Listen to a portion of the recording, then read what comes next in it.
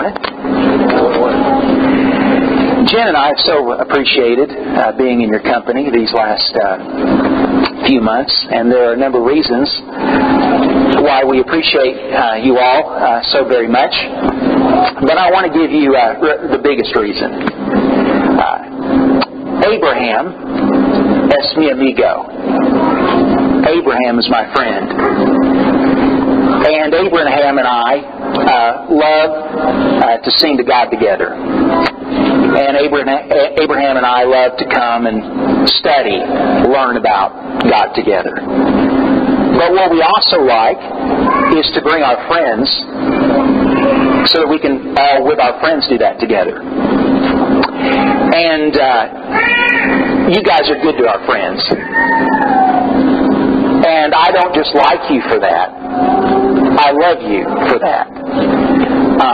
Because that's what I want in my life more than anything else, is people that help me to be what God wants me to be. And I need me amigos to help me with that.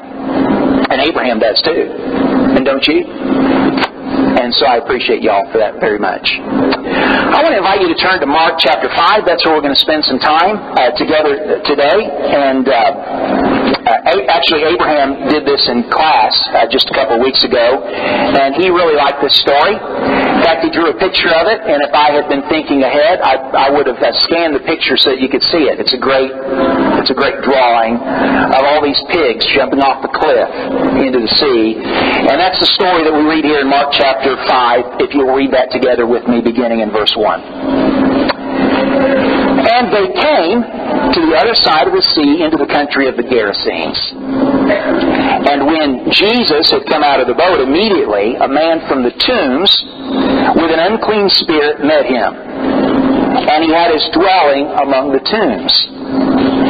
And no one was able to bind him anymore, even with a chain, because he had often been bound with shackles and chains, and the chains had been torn apart by him, and the shackles broken in pieces, and no one was strong enough to subdue him.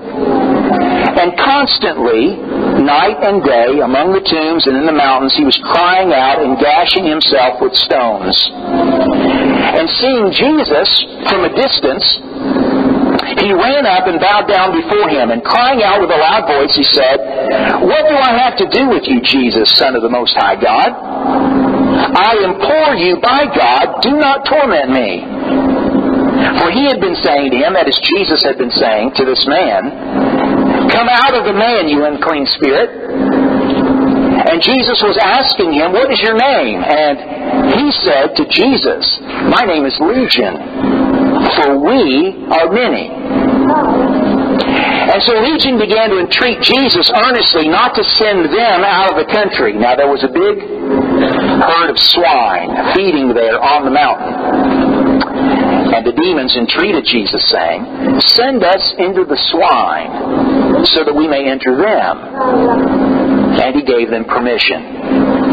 And coming out, the unclean spirits entered the swine, and the herd rushed down the steep bank into the sea, about 2,000 of them, and they were drowned in the sea.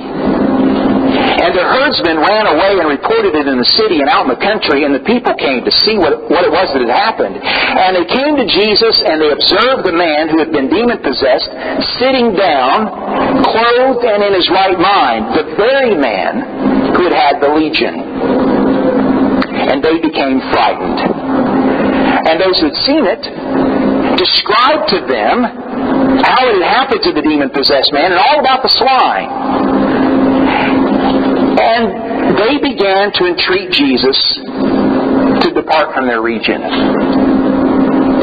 And as Jesus was getting into the boat, the man who had been demon-possessed was entreating him that he might accompany him. But Jesus did not let him. He said to him, "Go home to your people and report to them what great things the Lord has done for you,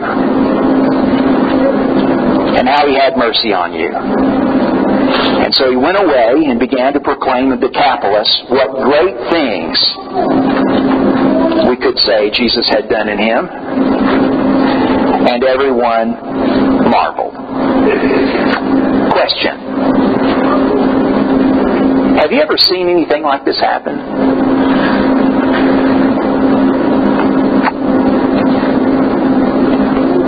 Abraham and I have.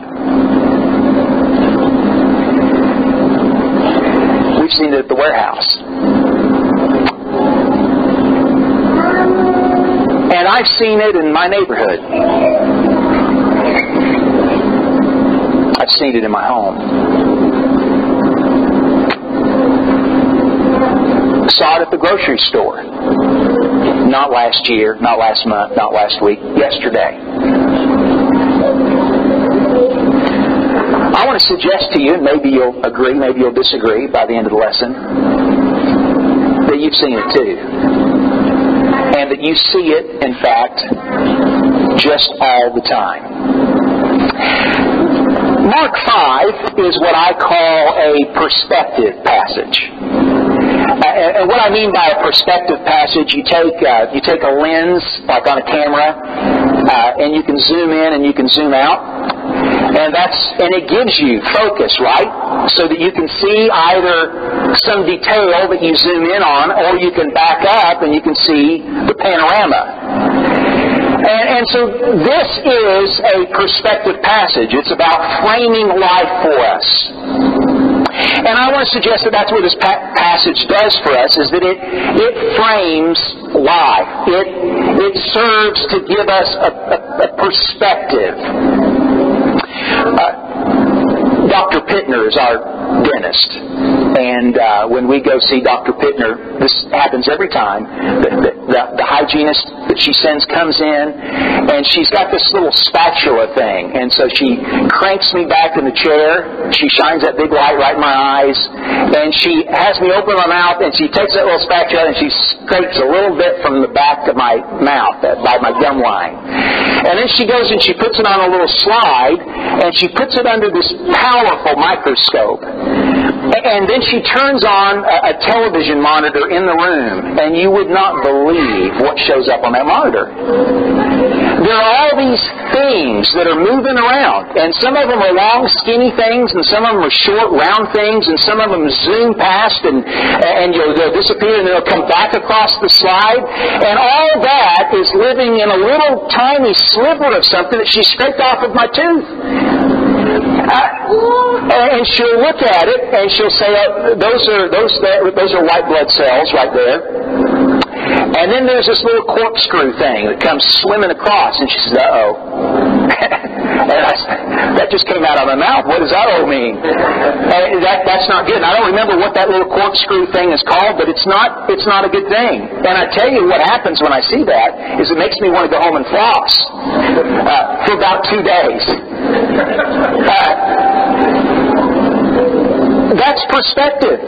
That's perspective. What does that do when you have that kind of experience in terms of making you motivated to care about dental hygiene? I mean, I care about it, at least for the day, and maybe for the next day even. And so that perspective gives you a way of seeing something that you otherwise wouldn't see because you're not focused on it. You're not zoomed in on it to see what's going on. I want to suggest to you that what's here in Mark chapter 5 is that kind of perspective. It's a way of zooming in on, or actually what happens here is that the Lord has for us torn away what's going on the surface and shown us what's really happening in the world. He's unmasked life. He's unmasked our world, and He's shown us what's really happening. Let me describe for you a little more concretely and specifically what I mean by that. We have this man who's possessed of a demon. Now, I have not seen that. But I have seen what I think is the point of that. And that point is this. When you take evil, when you take sin, when you take my sin, and when you make it incarnate, when you make it something that shows the end of where that goes, of what that leads to, of what that looks like. When you tear off the mask, the pretty mask that makes sin look good and give it glint and give it pleasure and make it something that looks attractive, when you tear that off, this is what's in the engine box. This is what's under the hood. This is what's really there. If you were to scrape my tooth and if you were to put it on the slide and put it up on the screen, this is what it really looks like. And that's the picture that he paints for us here. You know what we have when we look at where sin takes us? What we find is what we have in this man. You find a man in spiritual bondage. It says that he had an unclean spirit. You find someone in verse 3 who's living but not really. Here's a man who's living, but he's living in a cemetery. He finds his house among the tombs. He's a walking dead man. Now, is that kind of like how sin is, or is that how sin is? If I understand the Bible correctly, then that's just what sin does. We might be alive, but we might as well be dead. Because that, in terms of me and God, is the consequence of that, is a walking death. Here's a man who's out of control, verse 3. No one was able to bind him anymore, even with a chain. Now, does wickedness do that to you? Have you ever had a habit that was just out of control? Have you ever had thoughts that just got away from you? Have you ever had passions that you just didn't rein in? Have you ever been in a situation where life was out of control? It was for this man. That's what sin does. Here's a man who's a menace. Verse 4 says he's often been bound with shackles and chains. The chains have been torn apart by him and the shackles broken in pieces. Nobody is able to bring him under control. In fact, he's hurting other people. And so people just stay away from him. Tell you what sin does is it makes you hurt other people. It means that you bring this havoc in your life to their doorstep. And it's now in their home. And it's now in their life. It makes it so that people don't want to be around you. Here's a man who's helpless. No one was strong enough to subdue him. Nobody could help him. Nobody could do anything for him. He's restless constantly, night and day, it says in verse 5. He's not sleeping. He's not resting. Sin will keep you up at night. Guilt will cause you not to be able to rest well. And this man's living in that. It'll make you isolated. He's living among the tombs and in the mountains, verse 5. He's unhappy. He's crying out, it says in verse 5, either out of anger or out of agony. But he's not loving it. He's unhappy. And it says that he's hurting himself even. He's gashing himself with stones, verse 5. Do you know that guy? Have you seen that guy? I've been that guy. I've been the guy in bondage. I've been the guy who hurt other people. I've been the guy who hurt himself. And the picture is given here so that we understand that that's not the guy. This is not the guy you want to be. This is not the man, this is not the woman that you want to be.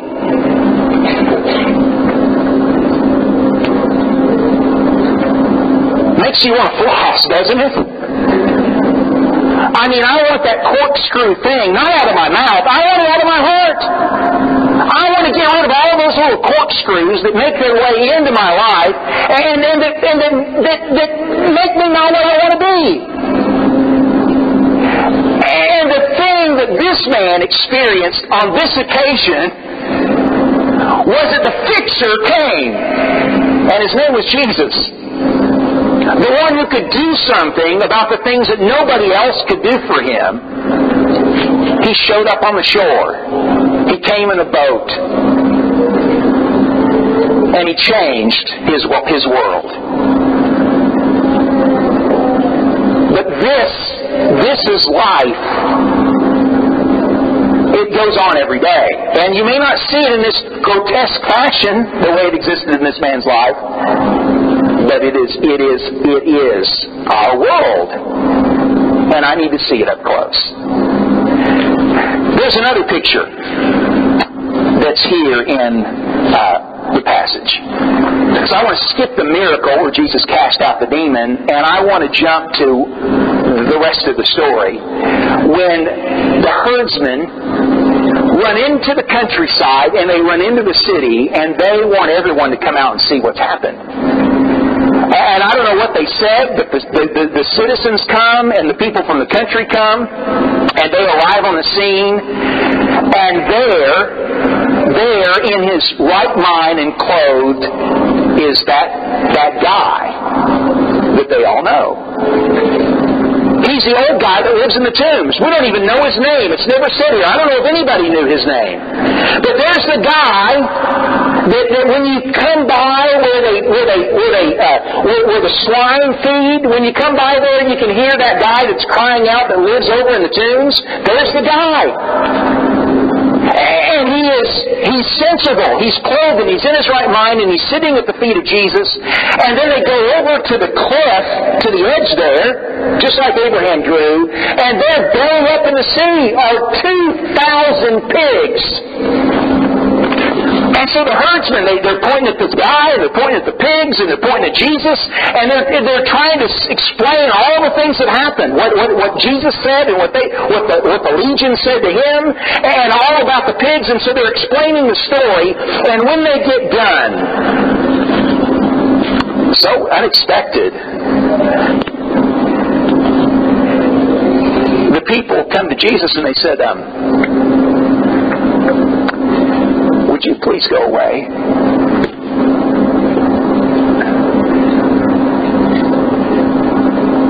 And so you know what he did? He went away. Can I say to you that that happens every day? It happens every day. If God does something, and it's something that ought to get my attention and make me say, wow, God really cares. He's really involved. He's doing things in our world, and somebody changes, something shakes my world, and I say, I don't want any of that. I don't want change. You go away. And so Jesus obliges them.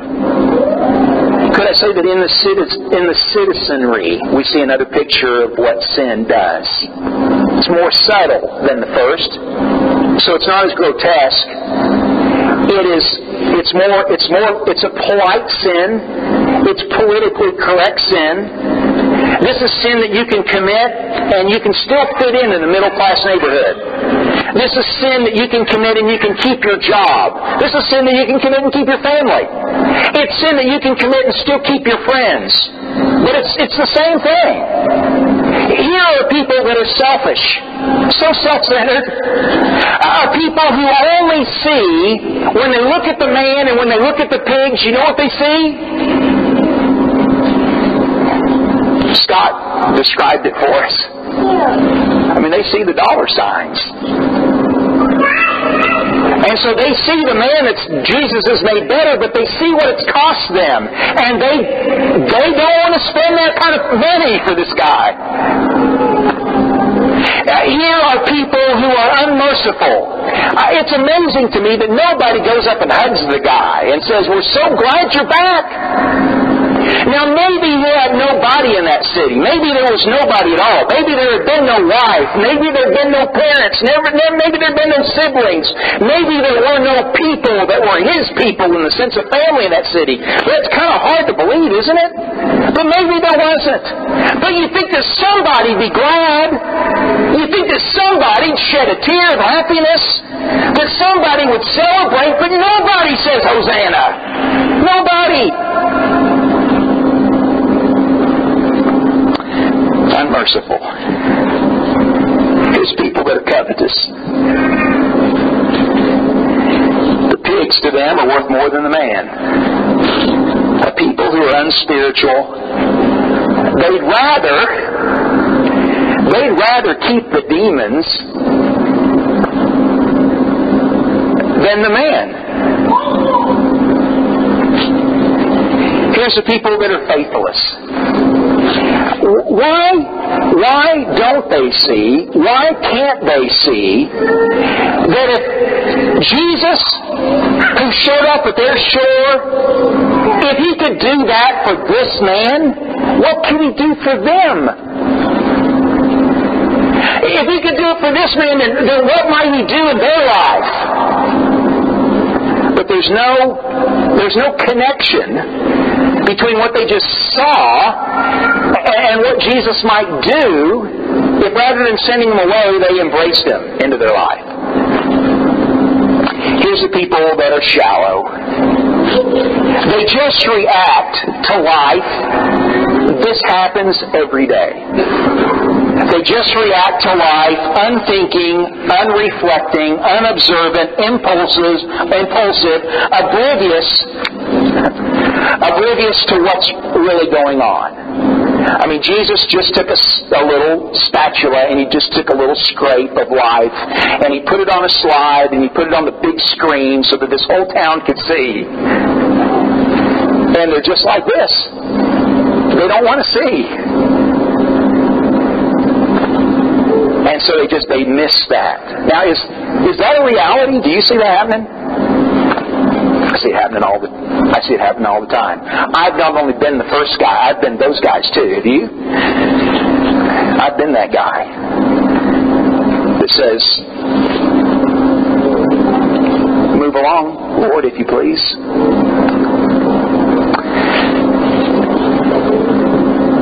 Which of these pictures is more grotesque? I mean, which one's uglier? I think it's whichever one I'm talking about at the moment. They're bad. Who is in more bondage here? The man that was possessed by the demons, or the people that are possessed of covetousness and lack of mercy, selfishness? I mean, who's the ones that are really in shackles here? Aren't they both?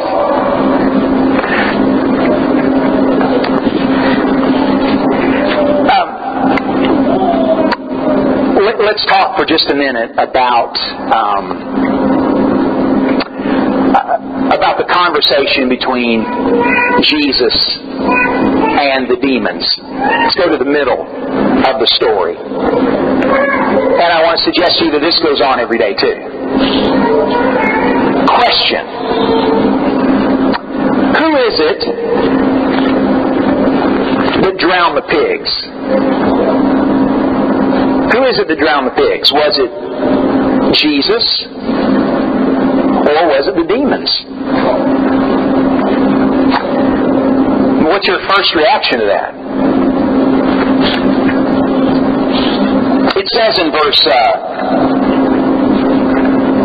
10 that the demons began to entreat Jesus earnestly not to send them out of the country. And then in verse 11, there was a big herd of swine feeding there on the mountains. And so the demons entreated Him, saying, "Send us into the swine so that we may enter them." And so they asked permission. It was their idea.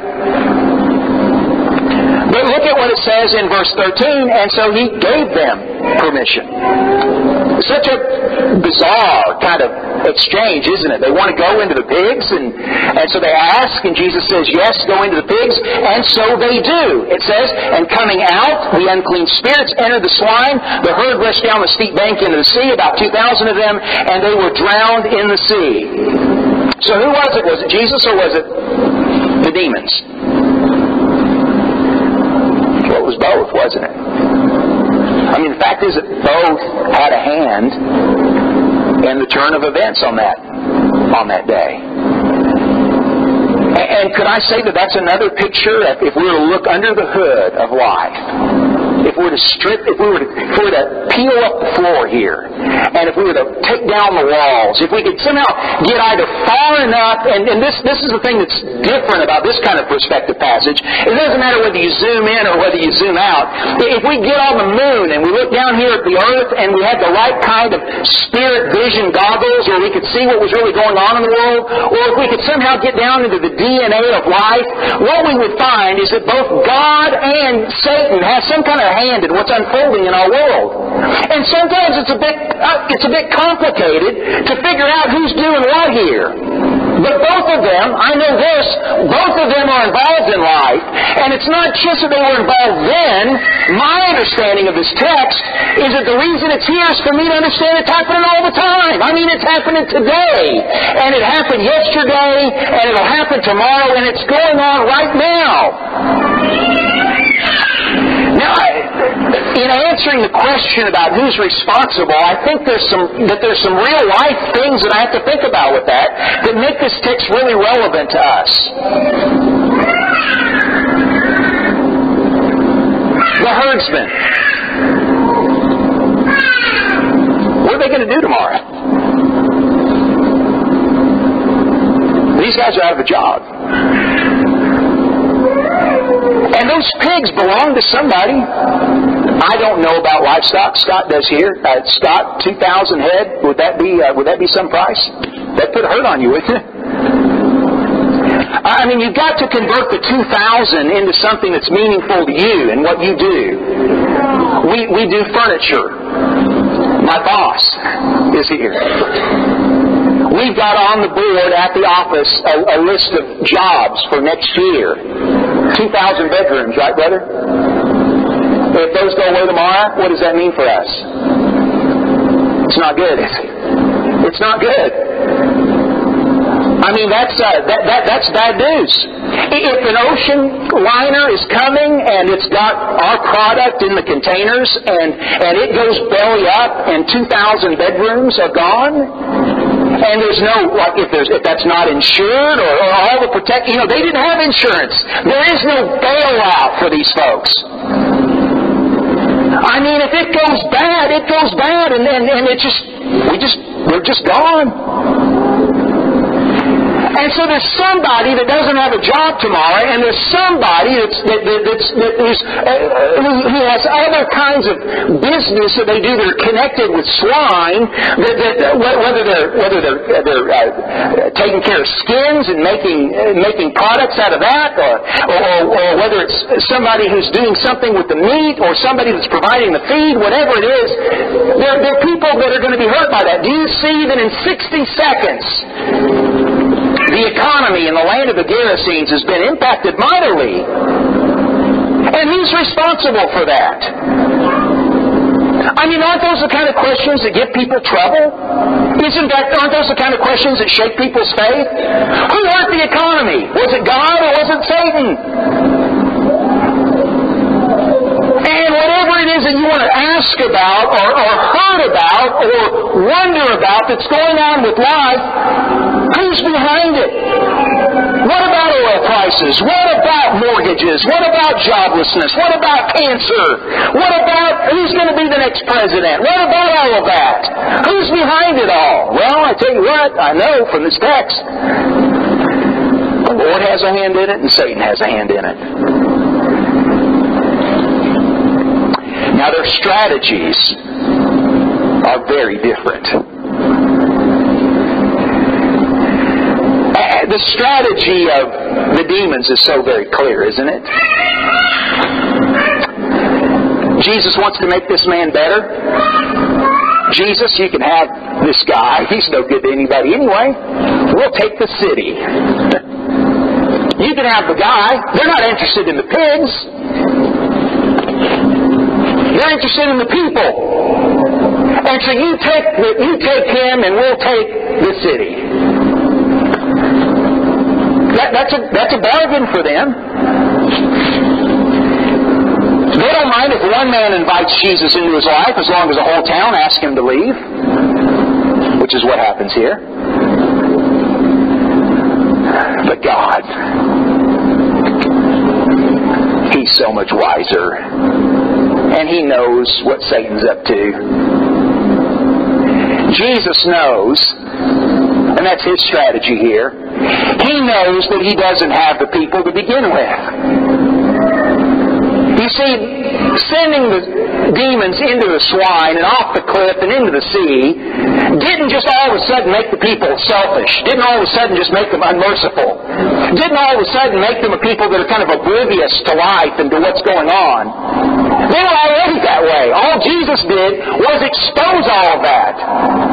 All he did was show them. He took a little scrape and he put it up on a slide and he put it on the big screen so they could see, this is what you all look like. He just showed them that. And he did it by taking stuff away from them. Does God do that today? Yes, sir, he does.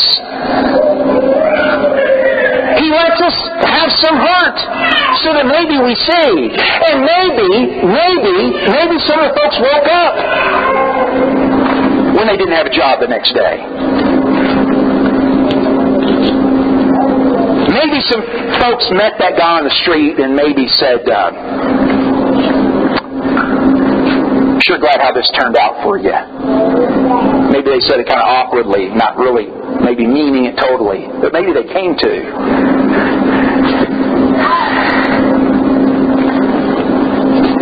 Another part of Jesus' strategy is that He's shown these people His power.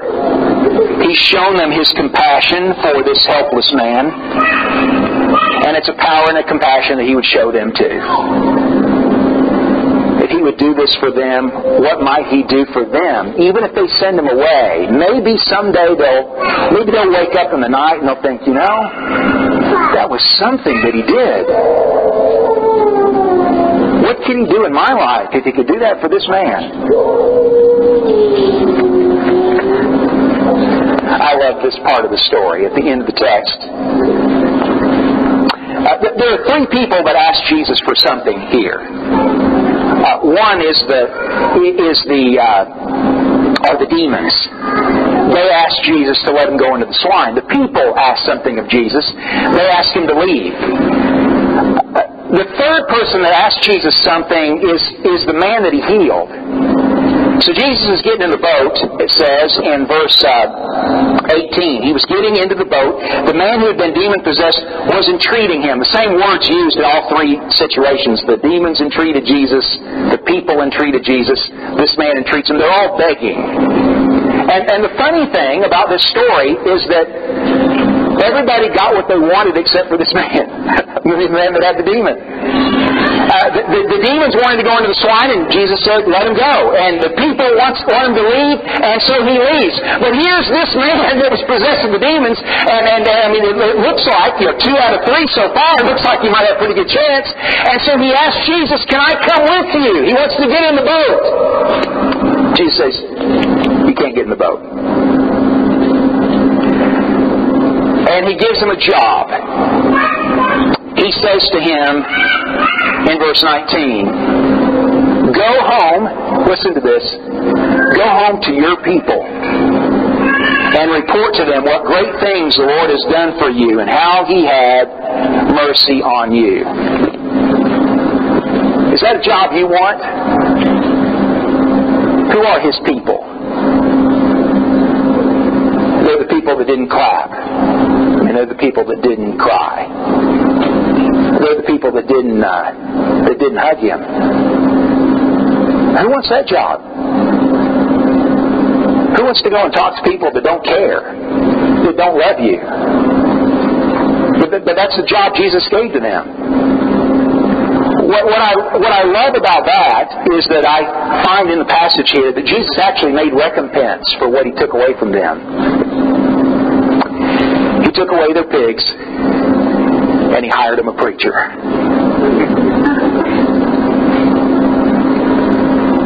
And every day when they see the old man that used to live in the tombs walking through their town, knocking on their door, having coffee in their McDonald's or whatever the equivalent was,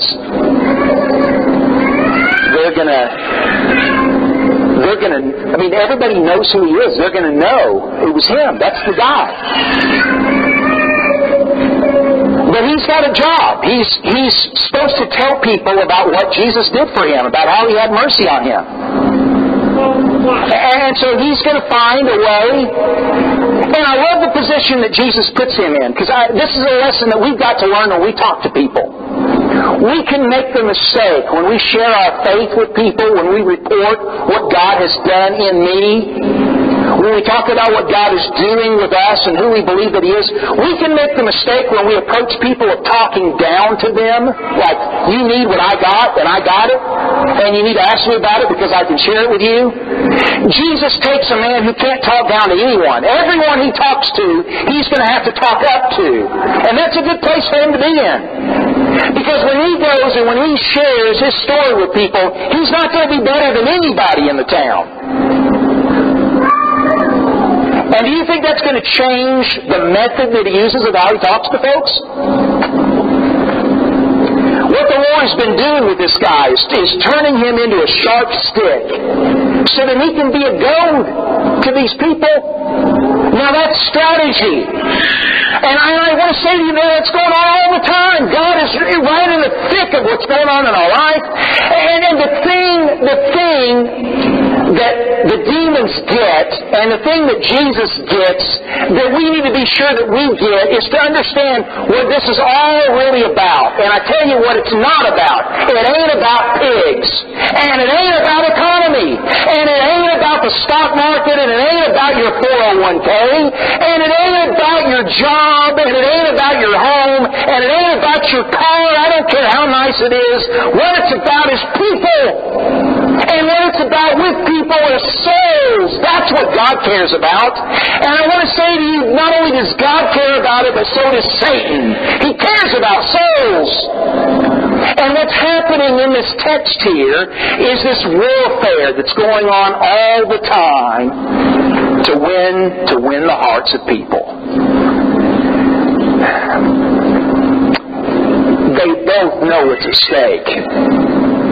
They both have a strategy that is calculated to win. They're in it to win. So we've got to decide what we're in it for. Because we make a choice in that, you know. Jesus really, and that's what makes his strategy so excellent here, he really gave the man and the people what they needed most. You know what you need most when you're looking for change in your life, the way this man was looking for change? The thing that you need most is purpose. And the bigger the change, the more selfless the purpose needs to be. I mean, if you've got big changes that you need to make in your life, that you want to make in your life, you need a purpose. You need a mission. You need something that when I wake up tomorrow, this is what I'm about.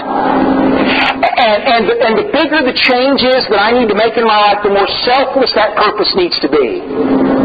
And what Jesus did for this man, that was the thing that he needed most right then. The thing that he needed most was not to get in the boat with him. The thing that he needed most was a purpose. And the thing that he needed was a selfless purpose. And so Jesus gave him a big selfless purpose to go and talk to people that don't care about you.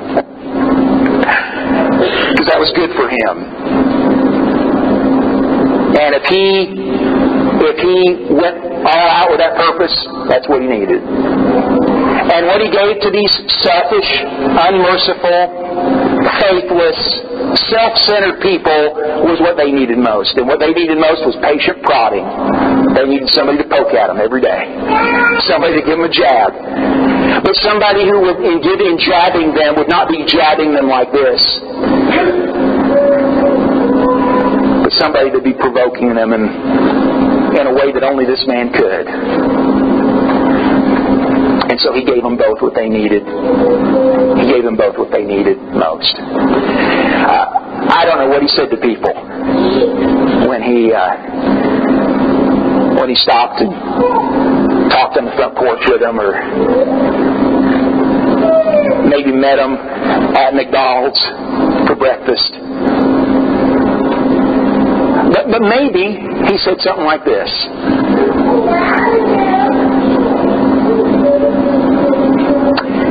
Jesus es mi amigo. Jesus is my friend.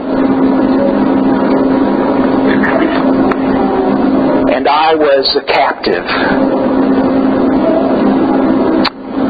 I was in shackles. And I was alone. I was a walking dead man. Nobody could help me. Nobody wanted to help me.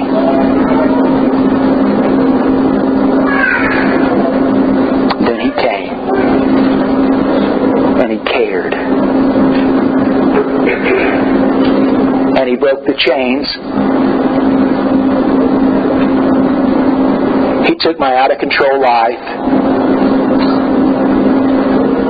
And He brought everything into order.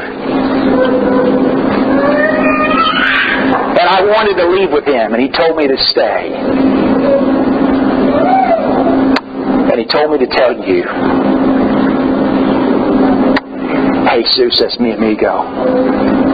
Jesus is my friend. I wish He was your friend.